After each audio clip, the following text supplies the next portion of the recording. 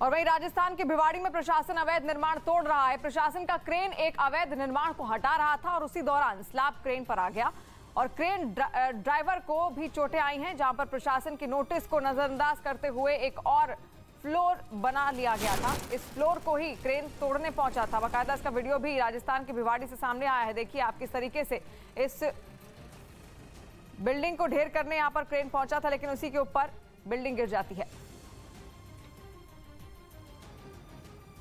ये बिना कन्वर्जन के निर्माण करने की कार्रवाई है। इसने एक मतलब फ्लोर बना रखा था, जैसा 5 मार्च को हमने नोटिस दिया कि फर्दर कोई भी किसी भी तरह का निर्माण नहीं किया जाएगा। ये आदमी रुका नहीं और इसने सेकंड फ्लोर और बना दिया। उस उपरांत ये कार्रवाई की गई है। तो क्या खत्म कर कहीं से कोई शिकायत मिली थी क्या इसकी? शिकायत नहीं, सो मोटो कॉग्निजेंस लिया गया, इसको नोटिस दिया गया था। जब ये बनता हुआ देखा गया तो इसको नोटिस दिया गया था कि आप कोई भी कार्रवाई यहाँ पर नहीं करेंगे।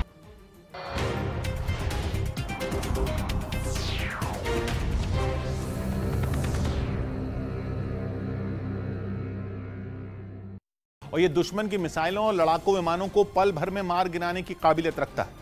स्लोवाकिया के लिए ये डिफेंस सिस्टम इसलिए भी अहम है क्योंकि इसकी सीमा यूक्रेन से लगती है, जिसकी रूस के साथ जंग चल रही है। ऐसे में नेटो स्लोवाकिया में कोई खतरा मोल नहीं लेना चाहता, इसलिए उसने अपनी तैयारी अभी से शुरू कर दी। तो वहीं यूक्रेन युद्ध के बीच अमेरिकी राष्ट्रपति जो बाइडेन ने रूस की तरफ से साइबर हमले की आशंका जताई। इसके लिए उन्होंने अपने देश की कंपनियों को भी सतर्क रहने का अलर्ट जारी कर दिया। और इसी मुद्दे पर बाइडेन ने अमेरिकी कंपनियों के सीईओ के साथ एक बैठक की। इसी बैठक में उन्होंने ये अलर्ट जारी किया। अमेरिका को डर है कि रूस आर्थिक प्रतिबंधों का बदला लेने के लिए हर तरह के हथकंडे अपना सकता है। अपनी खुफिया एजेंसियों की रिपोर्ट के आधार पर बाइडेन ने यह आशंका जताई। यही नहीं, इस बैठक में उन्होंने एक नहीं कई बार कंपनियों को रूसी साइबर हमले से बचने की सलाह दी। साथ ही अमेरिका ने रूस को धमकी भी दी कि अगर साइबर हमले हुए तो उसे बड़ी कीमत चुकानी पड़ेगी। हालांकि रूस ने साफ किया कि अमेरिका में साइबर हमले की उसकी कोई योजना नहीं है। और युद्ध के बीच रूस के राष्ट्रपति व्लादिमीर पुतिन को जहर देकर मारने की साजिश का दावा किया गया। यह दावा यूक्रेन के रक्षा मंत्रालय की तरफ से किया गया, जिसका कहना है कि रूस में ही पुतिन की हत्या की साजिश का प्लान तैयार कर लिया गया है और जिन लोगों ने ऐसा करने की ठानी है उन लोगों की रूस के प्रभावशाली लोगों में गिनती होती है, जैसे वहां के कुछ कारोबारी और राजनीति से ताल्लुक रखने वाली हस्तियां। यूक्रेन के रक्षा मंत्रालय का दावा है कि ये लोग पुतिन को जहर देकर उन्हें सत्ता से हटाना चाहते हैं और यूक्रेन से बिगड़े अपने आर्थिक संबंध को दोबारा बहाल करने की कोशिश में। खबर है कि व्लादिमीर पुतिन को रास्ते से हटाने के लिए वो लोग उन्हें मारने का तरीका ढूंढ रहे हैं। वो तरीका पुतिन को जहर देकर मारने से लेकर किसी हादसे में मारे जाने की साजिश भी हो सकता है। इससे पहले अमेरिका के एक सांसद ने भी यूक्रेन पर रूस के हमले को रोकने के लिए पुतिन की हत्या को ही इकलौता उपाय बताया था। रिपब्लिकन पार्टी के सेनेटर लिंडसे ग्रैहम ने ट्विटर के जरिए कहा था कि रूस के ही लोग इस जंग को रोक सकते हैं, जिसके लिए उन्हें अपने राष्ट्रपति को मारना होगा। Forces emerge inside of Russia to end this.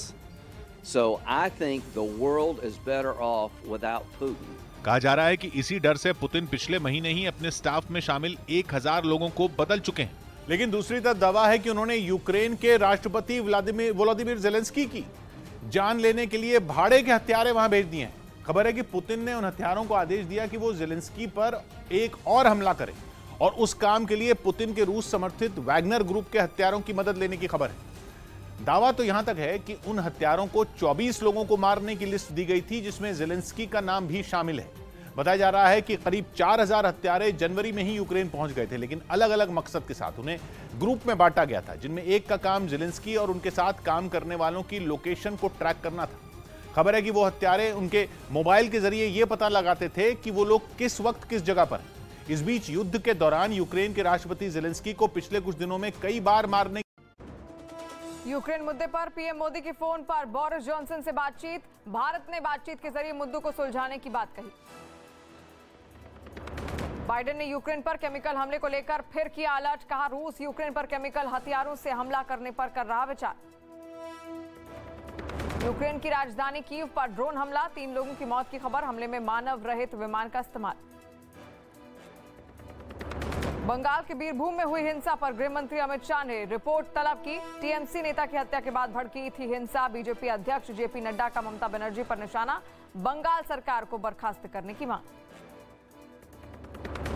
PM की कुर्सी जाते देख इमरान खान ने गाया कश्मीर राग। इस्लामिक देशों की बैठक में कहा, कश्मीर के मुद्दे पर नाकाम साबित हुआ पाकिस्तान, लेकिन भारत ने कश्मीर की डेमोग्राफी में बड़ा बदलाव लाने की कोशिश की। भारतीय थल सेना के लिए GSAT-7B सैटेलाइट को मंजूरी। पाकिस्तान और चीनी सीमा के करीब होने वाली हर हलचल पर रहेगी पैनी नजर। लगातार दूसरी बार पुष्कर सिंह धामी लेंगे उत्तराखंड के मुख्यमंत्री पद की शपथ। पीएम मोदी के अलावा यूपी के सीएम योगी आदित्यनाथ भी होंगे शामिल।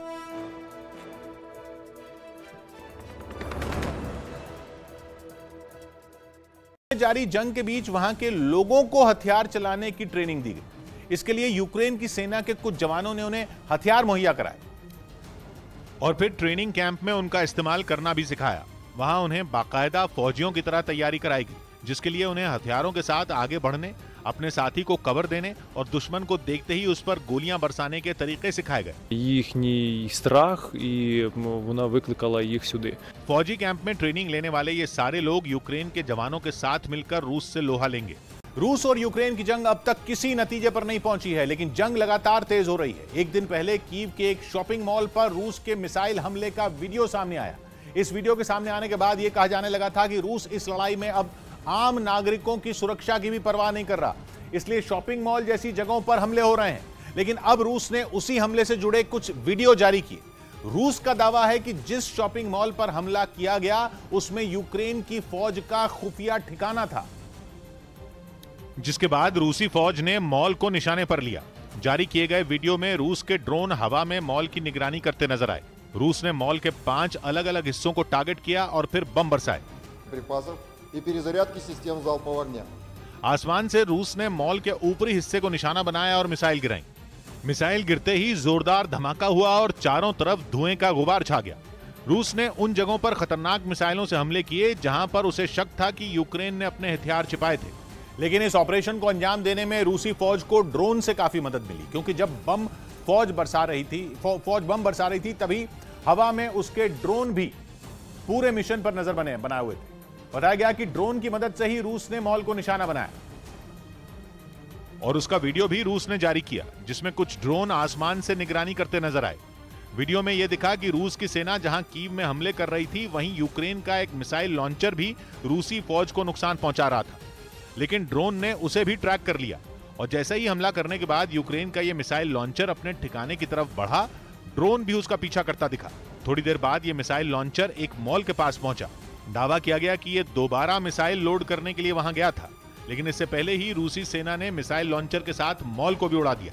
वहीं यूक्रेन के डोनेस्क शहर पर कब्जे की लड़ाई तेज हो गई। इस शहर के मरिनका इलाके में रूस के समर्थन वाले अलगाववादियों और यूक्रेन की सेना के बीच भीषण जंग जारी है, जिसके तहत रूस के समर्थन वाले अलगाववादियों ने एक बार फिर डोनेस्क के मरिनका इलाके पर ताबड़तोड़ हमले किए।